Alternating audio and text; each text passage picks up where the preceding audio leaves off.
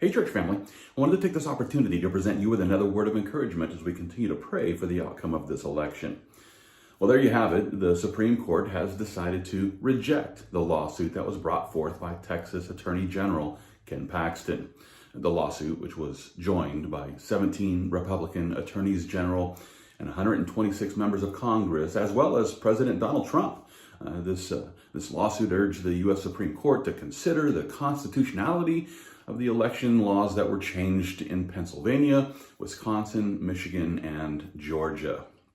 Officials from those four states, they responded by filing a series of legal briefs with the Supreme Court, which essentially insists that Texas has no business telling another state how to conduct its elections. Now, on this, they're correct. The state officials in Texas don't have any authority to dictate the way that elections are run in another state. And if this was the point of the lawsuit, then their defense would make perfect sense. However, this was not the purpose of the lawsuit. The lawsuit filed by Attorney General Paxton was actually accusing the four defendant states of discarding our Constitution for their own convenience by changing their election laws by executive or judicial order.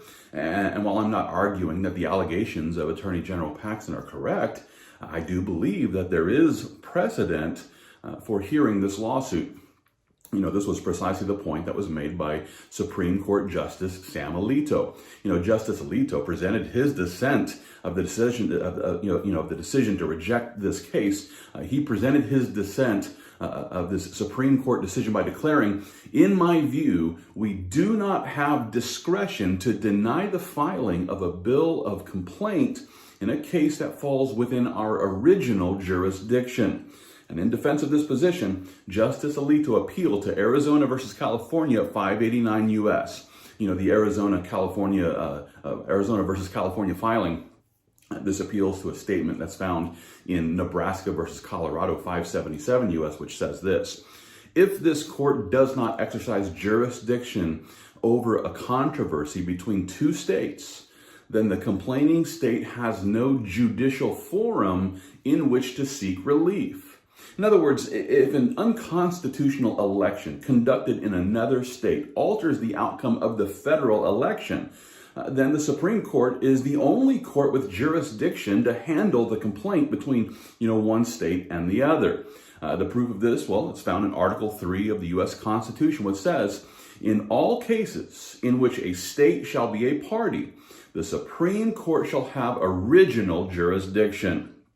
Sadly, 7 out of the 9 Supreme Court justices were unwilling to consider this case. And while I applaud Justice Alito as well as Justice Thomas for their willingness to hear and settle this case, I must confess that I am a bit surprised by the 3 justices who themselves were appointed by President Trump and decided not to hear the case. If Justices Gorsuch, Kavanaugh, and Barrett would have stood up with Justices Alito and Thomas, then there would have been enough, there would have been 5 to actually, basically force the hearing of this case. And then the Texas lawsuit against the 4 swing states could have been properly examined in the Supreme Court. Sadly, these so-called conservative judges, they decided to sit this one out, despite the fact that there's actually legal precedent to hear the case. Now, don't misunderstand my point, because listen, I'm not interested in a miscarriage of justice. I would never expect any judge to make any unjust decision because of some sort of loyalty to a person or to a party. No, instead, I simply want to know, is there evidence that the 4 defendant states altered the outcome of this election by employing new election laws in an unconstitutional way? I want to know if that evidence is there. And it's sad to say that the one court whose job it is to examine this evidence, they by and large have chosen to ignore the complaint that's supported by 17 attorneys general, 126 members of Congress, 2 Supreme Court justices, and not to mention the President of the United States. Now, as we consider the failure of our Supreme Court, we can still rejoice in knowing that there's an even higher court with a just judge who will eventually establish everlasting justice. This reminds me of the parable that Jesus presented in Luke chapter 18. It's there where he declares, there was in a certain city a judge who did not fear God nor regard man.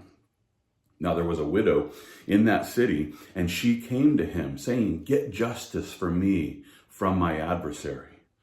And he would not for a while, but afterward he said within himself, "Though I do not fear God nor regard man, yet because this widow troubles me, I will avenge her, lest by her continual coming she weary me."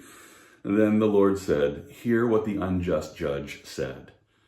And shall God not avenge his own elect, who cry out day and night to him, though he bears long with them? I tell you that he will avenge them speedily." Now, as we consider the point of this parable, you should know that Jesus was speaking this parable in order to encourage us to become believers who are always praying, so that we might not lose heart even when we find ourselves living under the rule of unjust judges. And so rather than losing heart, over a judicial system that is failing to fulfill their constitutional obligation, let's just continue to cry out in prayer. Don't lose heart.